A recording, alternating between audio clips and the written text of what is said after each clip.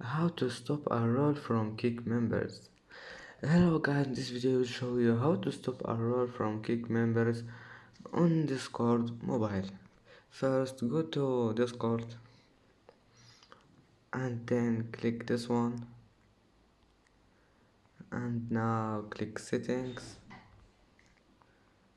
and click roles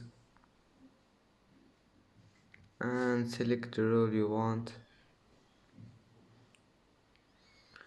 and now you need to find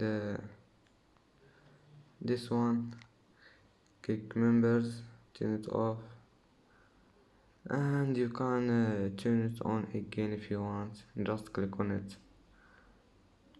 And anyway, that's today's video. If you like it, don't forget like and subscribe, and see you in the next video.